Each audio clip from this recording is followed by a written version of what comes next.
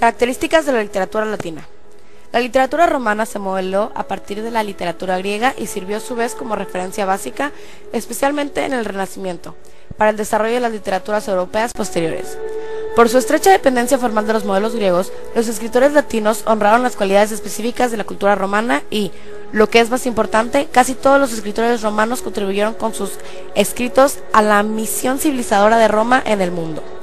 Entre los logros más importantes de la literatura latina se encuentran la poesía épica y lírica, en la retórica, la historia, el drama cómico y la sátira, género literario que los romanos inventaron. Las primeras manifestaciones de la literatura latina proceden del siglo III a.C. Después fue evolucionando y transformándose a través de distintos géneros y formas. En Roma se desarrolló la literatura latina a través de 4 etapas.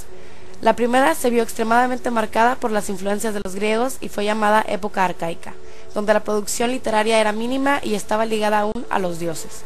Esta etapa se inicia con Livio Andrónico, uno de los escritores más antiguos que llegó a Roma siendo un esclavo de habla griega, que les enseñó a los romanos su cultura y tradujo la Odisea.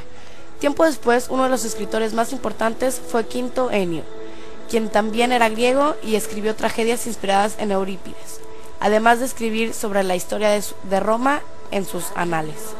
Durante esta misma época, el primer dramaturgo importante de la literatura romana fue Plauto, cuyas obras sirvieron de modelo a la comedia europea posterior y han sido representadas e imitadas hasta hoy. Él fue imitador de Aristófanes y escribió El Anfitrión y Los Cautivos, donde reflejaba su mundo de amos iletrados, esclavos sagaces, doncellas inocentes y jóvenes sin esperanza que se enamoran absurdamente. Mundo que fue heredado por el segundo autor romano de comedias, Terencio, quien era un escritor africano y realizó La suegra, El enemigo de sí mismo y El eunuco. Aunque sus obras son quizá menos divertidas, pero más conmovedoras que las de su antecesor. La época de oro. La edad de oro de la poesía romana se correspondió con la prosa, donde las producciones se vuelven más originales y ahora tienen el inigualable sello romano. El autor más destacado, Cicerón, fue un político y orador cuya retórica se convirtió en un modelo para la oratoria europea posterior. Cicerón destacó con obras en prosa de un estilo más relajado, tratados sobre retórica y filosofía, tales como los famosos textos sobre la amistad y los tiempos pasados, es decir, Lelio o sobre la amistad y Catón Mayor o sobre la vejez, y de él también se conserva gran parte de su reveladora y extensa correspondencia. Por otro lado, igualmente famoso como escritor de prosa fue el contemporáneo de Cicerón, Julio César. Sus comentarios claros y enérgicos sobre la guerra civil y comentarios sobre la guerra de las Galias también se convirtieron en importantes modelos en su género, así como también destaca el historiador romano Tito Livio, que escribió la larga historia de Roma, también conocida como Décadas, de la que solo se conserva cerca de una cuarta parte y que continúa siendo una fuente básica de este periodo. A él se le encargó la educación del emperador Claudio, entre otras cosas. La época de plata. A la edad de oro siguió lo que a menudo se conoce como la edad de plata de la literatura latina, en el siglo I después de Cristo, aunque sobrepasada por el brillo del siglo anterior, pues desciende del alto nivel que había alcanzado. Durante este periodo se produjo un valioso conjunto de obras importantes. La principal de ellas fue la Eneida de Virgilio, la cual pareció terminar hasta tal punto la perfección del género épico que los poetas posteriores tuvieron más dificultades que beneficios por su ejemplo. Virgilio también escribe poesía campestre, es decir, églogas y épodos. Beatus Sile es su obra maestra. Y además de escribir la Eneida, un poema épico que narra cómo el héroe troyano Eneas viajó a Italia para encontrar el asentamiento donde se fundaría Roma, inspirado en la obra de Homero, contrasta el deseo de paz con la admiración tradicional de la virtud militar. También escribió las bucólicas y las geórgicas. Durante este periodo se produjeron obras de interés en varios estilos satíricos. El esclavo Fedro, que se convirtió en un hombre libre con el emperador Augusto, escribió en verso versiones latinas de las populares fábulas del griego Esopo, y dijo que la fábula fue inventada porque los esclavos, temerosos del castigo, enmascararon sus ideas en forma de fábulas para evitar el enojo de sus señores.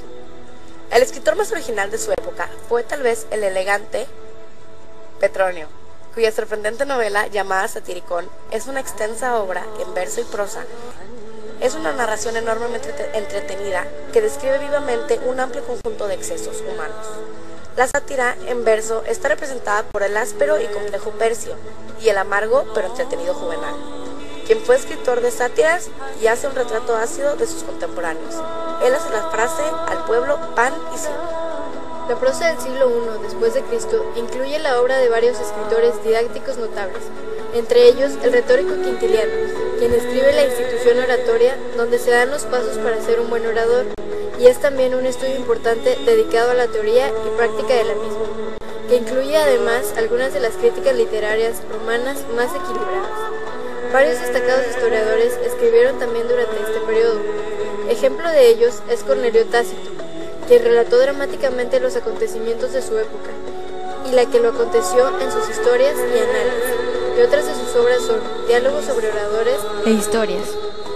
Y por último, alguien a quien también vale la pena mencionar es al amigo de Virgilio, Horacio, pues se convirtió en el maestro de la Oda, adaptando hábilmente los metros griegos al latín.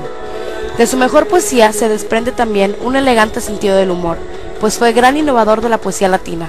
Cultiva las sátiras, las odas y las epístolas.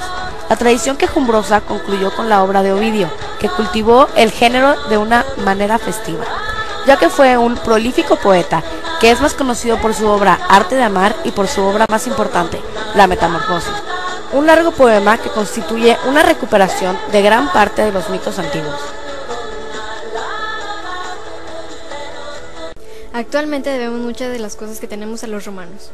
Una de las aportaciones de los romanos fueron las lenguas romances, producto de la desintegración del Imperio Romano, a partir del latín vulgar, que era la lengua no literaria del pueblo llano. No afectó durante los siglos la posición del latín como lengua literaria predominante en Europa occidental. La literatura latina, en una forma cristianizada, continuó desarrollándose durante la Edad Media, cuando el latín era la lengua oficial de la Iglesia católica.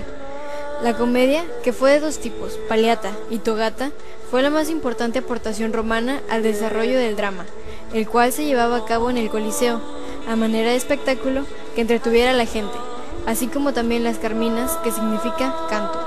Finalmente, otra de las cosas que le debemos a Roma es la República, actualmente establecida en diferentes países alrededor del mundo, así como el derecho romano, que hoy en día es practicado.